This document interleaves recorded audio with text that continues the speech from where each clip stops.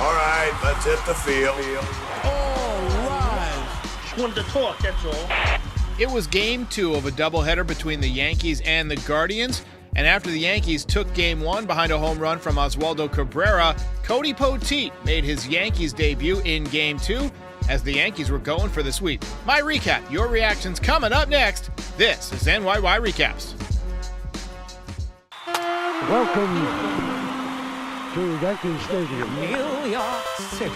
Just when they thought I was out, they pull me back in. Oh, yeah. All right. How's it going, everybody? Welcome back. 2 games, 2 wins, 2 recaps. Can't beat that.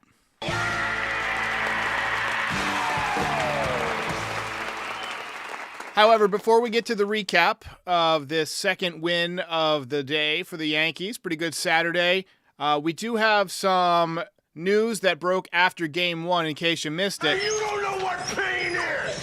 John Birdie to the injured list with a strained abductor. Yankees added Kevin Smith to the roster, the baseball player, not the movie director. This pretty much means that Oswaldo Cabrera is going to be your starting third baseman for the foreseeable future. And he's played well. He's played really well. But he's going to have to hit lefties now because Birdie is going to be out for a spell. But the Yankees did not let the news affect them. Offense was impressive in game 2. They take the nightcap. They sweep the doubleheader. They are now 12-3. They win the series against Cleveland. They've won every series they've played so far. And it's pretty amazing that they've won 12 of their first 15 games against some pretty good teams. You got the Astros, you got the Blue Jays in there, you got the Diamondbacks in there, and now the Guardians. I mean, these are all solid teams, and the Yankees have buzzed right through them without a single pitch thrown from Garrett Cole, and with Aaron Judge off to a slow start power-wise. He's finally got the average up over 200 after today. So we got our first look at Cody Poteet today, and man, this guy just really stepped up. I mean, the Yankees picked him up this offseason as kind of a lottery ticket coming back from Tommy John surgery, had a good spring training, and today he was all around the strike zone. He had tons of movement, and he looked really, really good. He was pitching to contact. He was getting quick outs, kind of pitcher that John Sterling absolutely loves. Fastball was sitting at 91, lots of movement. He could dial it up to 95 when he needed to. Changeup was solid, hell of a spot start. And, of course, Juan Soto continued his destruction of the American League. Unbelievable. Anthony Volpe continues to look good in the leadoff spot. He had a couple of hits and a walk, scored a couple of runs. Rizzo had another multi-hit game. He's got his average up around 280. Let me see if I can find out exactly what he is hitting now. He's hitting 281. So all systems are go for the Yankees right now as they continue to roll. Oswaldo Cabrera, another extra base hit. Austin Wells, productive out with a sac fly there. Yankees put up 8 runs. And look, Cody Poteet was phenomenal. They did give up a home run to Estevan Florial there. But big double play here in the bottom of the 7th. Marinaccio came in, gave up a run in the 9th. But Yankees hang on and have a fantastic game. Jason Thomas says Cody Poteet was phenomenal today.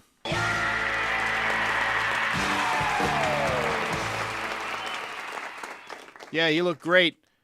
All right, hey, reminder to subscribe if you're new or even if you've been here a few times. Just because this podcast appears in your feed doesn't mean you're subscribed. You got to hit the button. It helps other Yankees fans find the channel. And we are on a mission for 40,000 subscribers. We'll be the 3rd Yankee channel to cross that threshold, so help me out.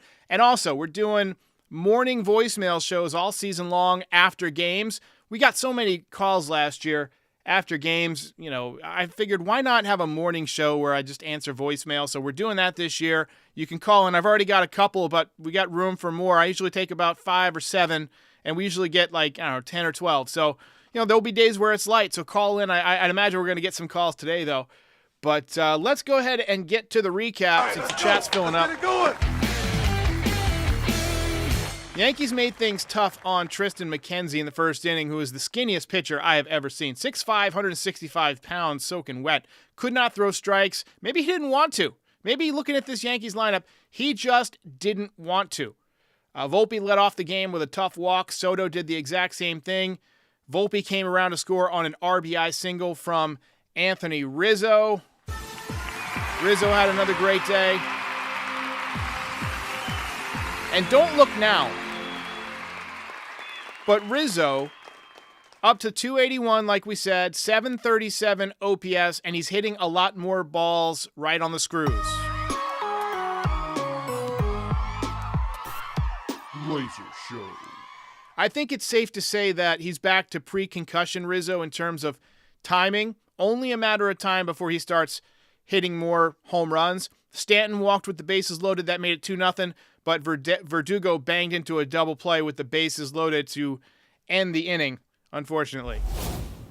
Double kill. Cody Poteet's first inning was the exact opposite of McKenzie's. 9 pitches, 1-2-3 inning, and that's pretty much how their respective days would go.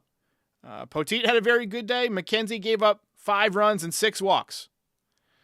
Jump forward to the top of the 4th, line drive single from Anthony Volpe made it 3-0. Absolutely beautiful piece of hitting. Fastball inside, and he somehow got his hands in and through the zone and still smoked it up the middle. I'm officially joining the AV club. Next batter, the one and only Juan Soto.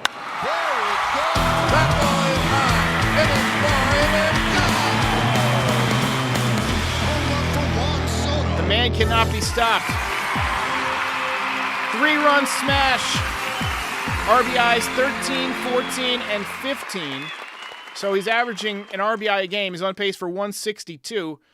And that gave the Yankees a 6-0 lead. Fastball right down the middle at 90 miles an hour. That is usually not enough to get Juan Soto out. And yes, pay that man his money.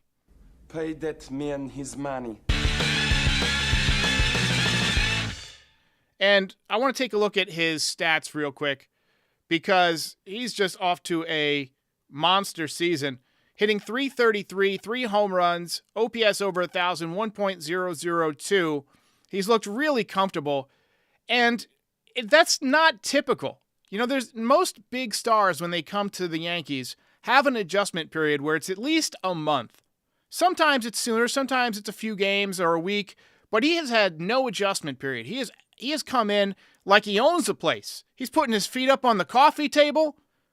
He sees a million pitches. He's got power. I don't think he's going to hit 50 home runs or anything like that, but I could see him hitting over 300 again because of the way he's swinging it. He won a batting title before. Amazing that he is still just 25 years old. He's younger than Adley Rutschman. He's younger than Estevan Florial. Let that sink in. The man is unbelievable. Oswaldo Cabrera ripped a double down the line to make it 7-0. He is absolutely cooking. He's on fire! Just raking right now. Austin Wells hit a sac fly to make it 8-0, productive out. Our old friend Estevan Florial hit a solo home run in the bottom of the 5th off of Cody Poteet. Nice piece of hitting by him. I wish him luck. He's a good athlete. I've always liked Estevan Florial, and I'm glad he's getting an opportunity. Judge ripped a double down the left field line in the 6th. Extra base hits in both games today, so he's coming around. Poteet was done after 6 innings. Final line, 6 hits, 1 run, no walks, 4 strikeouts. I don't think we could have realistically asked for much more. Way to Poe.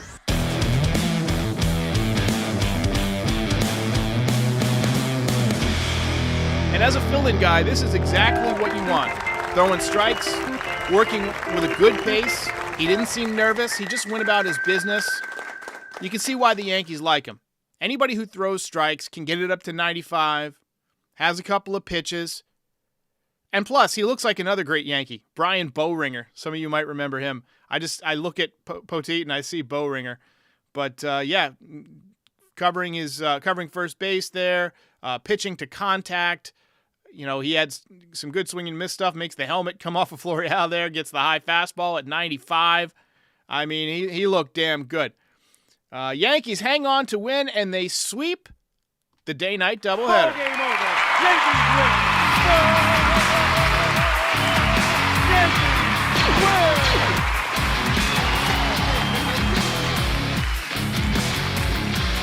Super Super Chat from Louis Penafiel. Says, looks like they found Waldo. As Waldo Cabrera to stay in the lineup, please. Yeah, I think he's going to have to stay in the lineup now. Lori C says, Doogie in there instead of Hicks is so refreshing. I had a tweet a little while ago. I'm just going to paraphrase because I don't have time to look it up. But it basically says, it's so nice not having to watch Josh Donaldson and Aaron Hicks and Franchi Cordero and IKF and Willie Calhoun and all these bums, these journeymen that we had last year. This is a legit good baseball team, championship caliber, as as Hal Steinbrenner likes to say and Brian Cashman likes to say. All right, so the belt tonight might be a little bit controversial. I don't like to do this, but I really thought it was the right way to go. Outstanding performance by Cody Poteet, 3-run home run from Juan Soto, multi-hit games from Rizzo and Volpe. It was a tough decision. I had to go with co-belts. Juan Soto and Cody Poteet. Soto with the 3-run home run, multi-hit game. Actually, he didn't have a multi-hit game. He was 1 for 3, 3-run home run, 2 walks. So he was on base a lot. That's what he does. And then Poteet with, obviously, 6 excellent innings. But there's another guy that I want to talk about. And that's another guy that I considered who just played a very good baseball game today. And that is Anthony Volpe. We got a comment during the last game that said, move Anthony Volpe to the leadoff spot and the batting average drops. Which is the old, post hoc, ergo propter hoc fallacy. Latin for after it, therefore because of it. Not true. His average was always going to come down. He got off to a hot start. He was hitting like 420. He's not going to hit 420. He's not even going to hit 370, which is about where he was when he got moved to the leadoff spot. He's going to regress to the mean, but he's playing like a leadoff hitter now. He's having good at-bats. He's hitting the ball to all fields. He's hitting line drives. He took that loop out of his swing. He's stealing bases. He's scoring runs. He used his speed to score from first on an extra base hit from Juan Soto the other night. He's emerging as an all-star caliber player this year. He really could be an all-star. You see the range, the quick release, accurate arm. He's doing it on both sides of the ball. He's got a 353 average, 2 home runs, 7 RBIs, 979 OPS. The guy's having a breakout year. He's becoming a star right before our eyes. And when you take a dynamic young player like this, on his way to a breakout season, and you put him in front of Juan Soto, who's having a monster season, Aaron Judge, who almost always has a monster season, what looks like a resurgent Giancarlo Stanton, a resurgent Anthony Rizzo, that's how teams win 100 games. And it's starting to feel like a team that could absolutely win 100 games. I'm feeling great about it.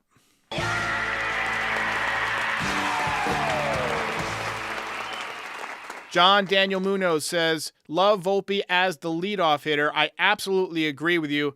All right, let's take a few more comments. What do you say?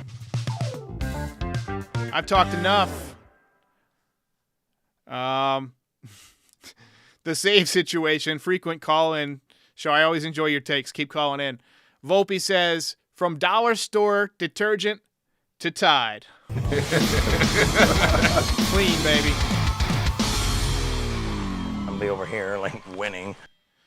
Dynel Lighting says anti-belt for Tristan Trillion ERA McKenzie. Hey, let's not kick a guy when he's down. He didn't have a great day, but he's coming back from an injury, and sometimes it can be tough for young players like that. But we don't have to keep commenting it over and over again. James G says stick DJ at second and trade Glaber. Well, DJ is injured. I want to see how he plays when he comes back. I don't know if he's mobile enough to continue playing at second base. Glaber Torres 1 for 4 with a couple of runs today and a walk. I mean, yeah, he's hitting 200. He's got a 533 OPS, but he seems like he always heats up around May. I feel like he's always hot in May. And so I'm going to be patient with him. It is his contract year. He's probably pressing a little bit. He wants to put up numbers. But I still think he's going to have a good year. He just needs a couple of bloops to fall in. He needs a broken bat single. He needs something like that to get going. Jack Wells says Judge's timing is off and that he'll fix it eventually. His timing has actually looked better the last couple of days. He scorched some line drives. He ripped one down the left field line today. He also, in game 1, hit a line drive up the middle. So, timing is one of those things where it's tough. It's like a butterfly. It's tough to catch it, right? And once you get it going, once you stay locked in, Aaron Judge can be as dangerous as anybody, maybe in Major League history, And so that's coming. We just got to be patient because of the whole spring training issue this year. So Eric C. says, when Peraza comes back from the IL, how will the Yankees play him? That's a great question. I honestly think that Peraza is going to head down to AAA to get his value back up, and once he starts raking in AAA, you're going to see him moved at the trade deadline. He's not going to be back until probably June. He was 6 to 8 weeks, and that was at the end of spring training, maybe middle spring training. So I don't see him being a regular player until early June. And then I think they're going to option him to AAA if they don't need him, if everybody's healthy, and they'll let him play for a month, and then around July, when the Yankees bullpen is thinning out or they've got a starter down, they're going to use him as part of a package to go get a pitcher. Now, we know that the Marlins were interested in him, that the Marlins have some young, controllable pitching. My guess is Peraza to the Marlins sometime in, mid-July. James G says, scariest outfield in Major League Baseball once the Martian comes back. Won't be long. It's already a damn good outfield. Defensively, it's so nice seeing guys like Juan Soto, who are, Juan Soto too, he's picked it up defensively, but Alex Verdugo. Verdugo can run it down. Like, he looks confident. And the play that he made in right field at the end of the day, remember, he is a natural right fielder, right? So the playing left field has been kind of a change for him. But he looks comfortable out there. And, you see guys hitting the cutoff man. You see guys just playing good defense, taking good routes. It's not something we've had. Dating back to frickin', Clint Frazier running into walls and diving on balls that were like 10 feet away from him and falling down. Franchi Cordero last year. Oh my God. IKF playing center field. What the hell? This guy's a career infielder. You got him playing center field for the New York Yankees. Look, the outfield is much better this year. The offense is much better this year. The pitching so far has been solid. Rodon looks healthy. That's number one. He's healthy. He's got an ERA of 1.72. Stroman has an ERA of about 2.12. Clark Schmidt just threw 5 innings today. Poteet stepping up with 6 innings. This team has pitching. They've got some pitching. And I'm liking what I'm seeing in the bullpen from Ian Hamilton. Clay Holmes has been, a heart attack a minute, but still a 0 ERA. There's a lot to like about this Yankees team. So, Javier Velez says, we have a great chance to sweep the series tomorrow afternoon. Let's hear it. Action VJ says, is Jackson Frazier still even in baseball? I don't think so. That's a good question. Somebody in the chat looked that up. Tell me when the last time Clint Frazier changed his name to Jackson, for those of you who don't know. But find out where he is. He's one of those guys that you could see why the scouts liked him, because strong as an ox, that he did, like at those batting practice showcases and stuff, he would put up huge home runs and stuff like that. But baseball IQ was low, didn't have a lot of range in the outfield. He would always overthrow the cutoff man, just wasn't a good baseball player. Andy Williams says, we need a closer. Yeah, I tend to agree that I would like somebody other than Clay Holmes, and I know I'm going to get hate for that because I get hate every time I say that. Like, Clay Holmes has a 0 ERA, yeah. Well, I want more swing and miss out of the closer. I'm sorry. I love Clay Holmes. To me, Clay Holmes is the 8th inning guy, and Ian Hamilton would be my 9th inning guy. That's just how I would do it if I were managing the team. But I don't manage the team. I don't make the decisions. All right, ladies and gentlemen, let's get a few more comments in. I gotta get out of here! Donnell Lightning says he's on the White Sox. Jackson Frazier. You gotta go. How's he doing? Proficiency Music says, get out the brooms. Sweep tomorrow. Ski Quell says, how much are you bragging to the FT guys about the Yankee start? I don't have to brag. They just see me in the meetings and I got this shit-eating grin on my face. And they're just like, yep, Yankees must have won again. No, Kratz follows the Yankees a lot. I don't think that AJ likes the Yankees very much, so he doesn't really comment on them too much. And Scotty's not a Yankees fan. He roots more for like the underdog teams. But Kratzy and Frazier, we talk about Yankees all the time, and they're both noticing. They're both noticing. So good question. All right, ladies and gentlemen, thanks for watching. Again, like, subscribe, check out the merch store, NYYRecaps.shop. Matter of fact, why don't we go ahead and tour the site real quick. I'm going to share my screen, if you don't mind, and we'll take a look at some possible merch, give the store a little bit of a look here. So, NYYRecaps.shop. We'll take a look at some of the best-selling items that we've got. So obviously the snapback hat that you guys see me wear all the time when the Yankees aren't winning, it's kind of like my default hat. The fun hat goes on when the Yankees win. And then we've got like trucker hat versions of it. The Juan Soto silhouette, I designed this to kind of be like the Aaron Judge silhouette. I kind of designed this to be a little bit like the Michael Jordan silhouette. We got the Core 5. People seem to like that, all the 5 numbers. I still believe it's Core 5, not Core 4. We got this Juan Soto hoodie, and it's just the Soto shuffle. You see the trail, the shuffle there. So we got a lot of cool stuff. We've got coasters. We've got coffee mugs. We've got art. We got hoodies. We got mad hoodies in here. We got this Arson Judge. It says, as the Heyman tweet, John Heyman, Arson Judge appears headed to the Giants on the front. And then on the back, we got the Aaron Judge silhouette. I'm surprised more people haven't gotten that one. I guess they don't want Heyman's picture on their shirt, but this one is pretty popular. The Martian, not human, Martian down the sleeve. I tend to give that one out as gifts. And hats. We got all sorts of hats. Judge climbing the 99. That was a robbing of a Shohei Ohtani home run. Got a lot of good ones. So check out the store. You'll be doing me a favor. Ladies and gentlemen, Yankees win again, and they remain in first place with the best record in Major League Baseball. I'll see you next time.